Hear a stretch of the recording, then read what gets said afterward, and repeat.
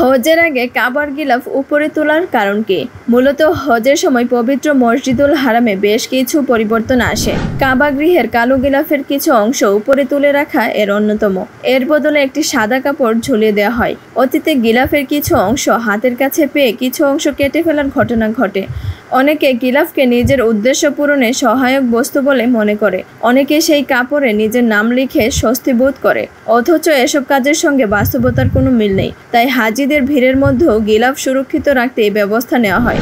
আর খালি স্থানে সাদা কাপড় দিয়ে কাবা ঘর মোড়ানো হয়। মূলত এর মাধ্যমে হজের সময় ঘনিয়ে আসার কথা স্মরণ করানো হয়। কাবার দেয়ালের সাদা কাপড় হজের পূর্ব প্রস্তুতির জানান দেয়। হজের শেষ সময় পর্যন্ত সাদা কাপড় থাকে।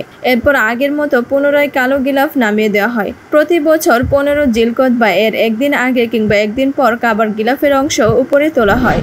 এরপর থেকেই হাজিদের ভিড় ও তাওয়াফ শুরু হয়। প্রচণ্ড ভিড়ের কারণে তখন আর গিলাফ উপরে তোলা সম্ভব হয় না। কিন্তু গত 2021 সাল থেকে ভিড় কম হওয়াতে 20 জিলকদ কাবার গিলাফ উপরে তোলা হয়।